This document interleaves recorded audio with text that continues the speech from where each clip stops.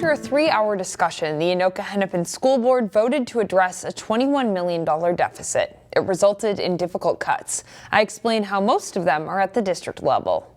The Anoka-Hennepin superintendent laid 3 options before the board Monday night: immediate cuts, gradual cuts with a referendum, or gradual cuts without a referendum. Superintendent Corey McIntyre said this big vote came to the board after months of meetings on budgetary concerns. You each bring different priorities, interests, expectations, and perspectives to the table. It's hard to meet them all.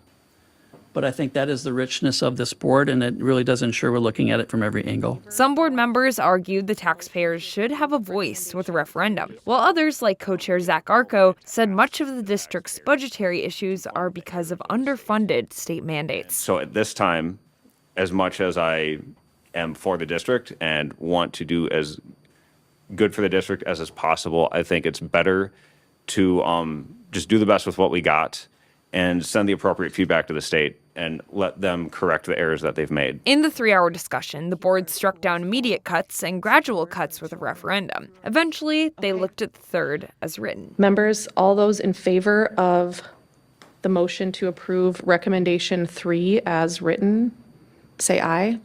Aye. All those opposed, say nay. With 6 in favor and 0 opposed, that motion passes. The district ended up cutting a total of $9 million Monday night at the central office, a loss of more than 200 jobs, but sparing cuts to classrooms. Going forward, the board will still have more to trim, including cutting $5 million in classroom support positions for the 2026-2027 school year. Residents in one Maple Grove neighborhood say a rental house has brought in a criminal element. Kevin Miller spoke with neighbors who are reconsidering their future. That's been a rental house for most of the time that we've lived here, and we've never had any trouble. They've always been good renters until more recently. Carolyn has lived in her Maple Grove home for nearly 40 years. She didn't want to reveal her last name for safety reasons, but says it's always been a quiet neighborhood.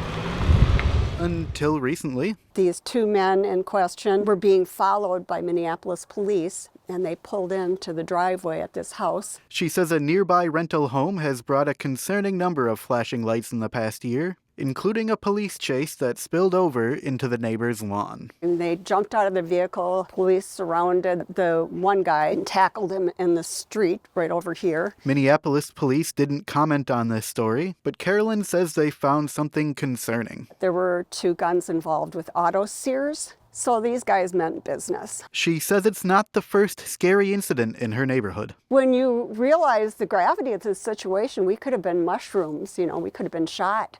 I don't want that kind of neighborhood. We are at a precipice. We're at a tipping point right now in our neighborhood. Now she's asking the city to step in and help. I have been active at City Council and seeing what we could do to alleviate this problem in our neighborhood. City officials say they're aware of the situation. I know that staff is looking into this. I know that we're trying to address the issues, and I expect that there will be something forthcoming. In some cases, a city can revoke a rental license. But Maple Grove city staff declined to comment further on this case, saying all complaint data are private. The Maple Grove Police Department is also scheduling a neighborhood meeting. Oh, the police have been very good. They've increased patrols, but they can only do so much too. Carolyn says one of her neighbors has already listed their home for sale, and she's not sure if she wants to stay. So we've put off doing some updating, some remodeling in our house because we don't know what the future brings here.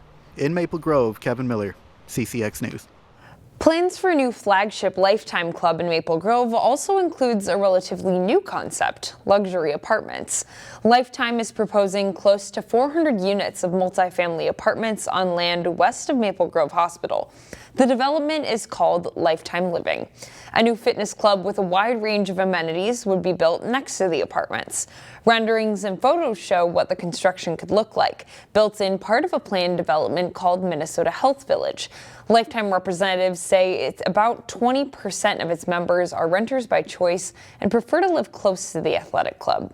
What we're seeing is an opportunity to connect those people to a closer living condition close to the club. It expedites their trips to the club, which are usually anywhere from 3 to 5 times a week. According to Lifetime officials, rent at Lifetime Living Apartments averages about 20% above market rate, but have higher than average renewal rates. Boston Scientific has plenty of things going on in Maple Grove. It's building a new headquarters along I-94. That should be complete at the end of 2025. Now it's considering its expansion of its existing Weaver Lake campus. The proposal was presented this week to the Maple Grove Planning Commission.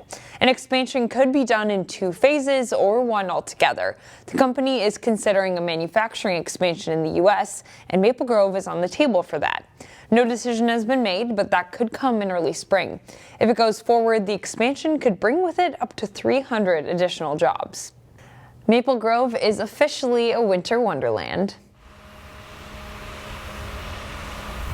The Three Rivers Park District is getting the Nordic ski trails and tubing hill at Elm Creek Park Reserve ready for the winter season.